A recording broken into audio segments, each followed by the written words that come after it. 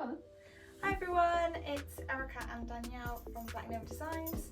We've come on today to give you a Q&A about all things SEO, website design and social media for your business. So we're going to pick out of the hat a question, they're all random, mixed up in here, and take it in turns to answer for you guys. Ready? Yeah! Let's go! No pressure. One of our lovely branded bags. Yeah. Okay. What do I need to give my website designer to create a website? So, That's a big question. that is a big question, a great one to start with. For us, when we design your website, there are a few things you need to give us. Branding, logo, content and images.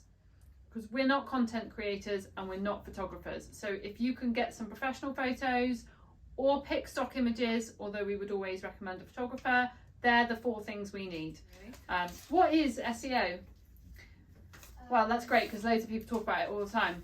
It is search engine optimization. So it is how well your website works in search engines. Now, a lot of people talk about Google being the top search engine, but that is not the only search engine out there. So it's not about necessarily working towards Google's algorithm, it's working towards all search engines, which means that a global advice is to make sure your website works on mobile, works on tablet, works on every different size screen, make sure it's optimized for that, make sure your contact forms work, and get your keywords and everything right. But search engine optimization is literally optimizing your website for a search engine. How can I improve my load speed times? Few things you can do. Now, obviously the main issue with loading speed is your server. So you do need to check your hosting provider, make sure they are as optimized as they possibly can be. Now, without getting too techy, the other things you can do is make sure that your images are optimized, make sure they are 1 meg in size or less. And also make sure anything that is a third party could slow it down. So a YouTube channel being brought forward or an Instagram live feed, if it brings you more sales, then keep it there. But those types of things will slow your website down. So decide on whether the load speed contras the benefit of having these videos and live feeds there. Let's see what I come up with. What is the difference between on-page and off-page SEO? So the difference, off-page SEO is all to do with your backlinks, so how you use your PR, whether you're linked to other websites and other things online. And your on-page SEO is all to do with your keywords, so how relevant they are, whether they're featured in your website. Okay, next one. What is engagement? So we're not talking about a ring here. Well, you can answer that. We can probably both answer that, but I'll let you answer that one. It's a social media one. Yeah, it's just the way that users interact with your social profile on social media, whether that's Instagram, Facebook, Twitter, LinkedIn, even Snapchat, Pinterest, all of the different social channels.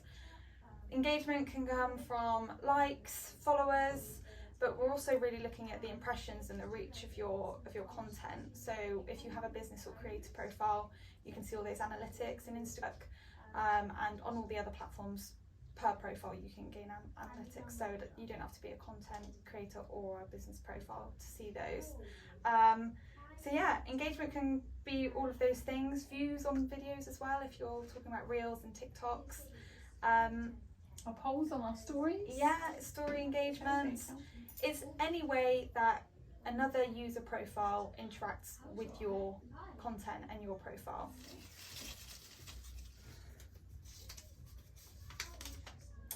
Are pop-ups good for my website and sales? So in principle, pop-ups are great. If they're getting new sales on your website and they gain sort of attraction from your users visiting your website, then brilliant. They're clearly working. However, from a website designer and development point of view, they really slow down your website. So we do discourage the use of them. However, they're very invasive. Yes. So if they work for you, brilliant. If they bring you in sales, then it's definitely worth it. However, if you haven't seen any results yet, we strongly discourage from using them. Next one. Oh, there's a hair. Okay, this one. What does a website do for my business? Okay, I'll try and keep it short. Well, most of us don't want to work 24/7, whereas a website will work for you 24/7. So when you're on summer holiday with the children, or whether you're on holiday yourself, or you're just trying to get some downtime, your website will do the work for you. So it'll be able to sell what you do and show people who you are without you having to interact. So in short, it's your 24-hour online shop presence. Does my website need lots of pages, and is there a minimum?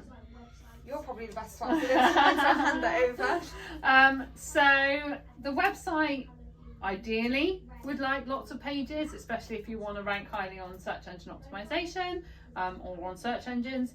But in principle, yes, I would say there's a minimum. Now the minimum would be your homepage, your about, your services, and a contact. Now I would say that services needs to be what you do and how you do it, so that might break down into a few pages. But an absolute minimum, as far as I'm concerned, is 4 pages. What do I gain from SEO? Well, I'll tell you what I can't guarantee you'll gain is sales. Good SEO and high ranking doesn't necessarily mean you're going to make loads of sales. What it means is that when somebody searches for your content, you're going to rank higher than somebody that isn't trying to get the same audience. So that's why there are such things as like high value keywords and low value keywords. We'll leave those for another day, but basically you want to make sure that your content relates to exactly what you do, because Google is not a mind reader. It does not know that you want to rank highly for what you do. You have to tell it, and the only way you can tell it for free without using Google Ads is to make sure that content is in your website.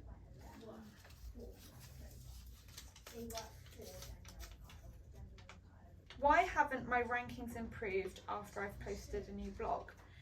So blogs are brilliant for putting new content in your website that includes relevant keywords. However, if you upload a blog that doesn't have your relevant keywords that you're trying to target, then you'll see no improvement in those rankings. Also, your blog needs to be engaging, interesting for your users. An information blog can be great, but there needs to be sort of a punchline and something for a user to engage with. Yeah. Make sure you share your blog across all your social platforms. Promote it on your website. On social media. Everywhere. Yeah, social media. Tell your friends. Yeah. Make everyone go to it. Yeah. Or your family WhatsApp groups. Yeah. Can my website get me sales? Difficult question. Well, in theory, yes. The whole point of having a website, if you are product based, is that your website is going to make you sales. But of course, that relies on whether people know that you have a website and know about you. So, for what I recommend is that if you've got a brand new website, to have had a sale within the first 30 days of it going live is a success. It usually takes 3 to 6 months, depending on your marketing strategy around your website, which of course would be down to you to share. Depends on the success of the website. A website alone is not likely to generate sales unless you start marketing it. So it's just a bundle of things, but your website should be your hub of information. It's where you should send people to then buy from you. Why does a theme matter for my social profiles? So with social media, there are thousands upon millions of profiles. I mean, billions if we're talking TikTok. So ultimately, your theme matters because you want to stand out and you want to have a profile that people recognize. So once they know about your brand, they can differentiate you from another brand that's doing the same thing, for example. So it's really just to attract clients, make sure they know who you are, and they have a theme to reference your brand to. So say you popped up, if you used an ad or if you had organically grown with Reels, as soon as they see your profile picture, they know, oh yes, that's Black Nova Social, for example. I'm going to click on there because I need some social media help. So you really want your theme to stand out. I love the little logo back. Yeah. How do I decide which social channel to use for my business? This is completely individual to you and your brand and your business, and also who you want to target. Each social media channel has a different target audience. to be, I mean, it's very general. If you look at TikTok, Instagram, you'll generally associate them with younger generations, whereas Facebook, Twitter, LinkedIn, you're mainly targeting not older generation, but the wider population of people and businesses, and it's got a much larger audience. So as an example, if I gave my example, if you're like a local sole trader, you'd probably use Facebook more because people will search for you, your target audience will search for you on Facebook, and the profile as a whole, you can present your work, your images, shout people out, all of those different things, have reviews, recommendations, everything's on there. Whereas Instagram, are you going to want to make a reel out of bricklaying? Although it's very satisfying, maybe not. I think I've seen some successful TikToks. Yeah. It's, you want to weigh up your options really. It comes down to your target audience really. So which should I focus on more? Reels or my grid? I love reels. I think so, for engagement, the reels are obviously really important. But your grid obviously is also important to make sure that it views nicely, to make sure again that you stand out, like an earlier question.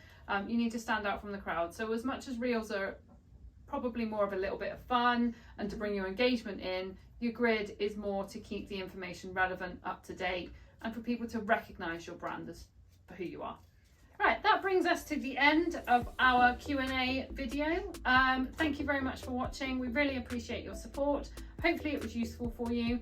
And if you do anything else, don't hesitate to call or phone us or pop a question below, and we can obviously add another video for some more Q&As. Thank you, and we will see you very soon. Like and subscribe as always. And see you in the next video.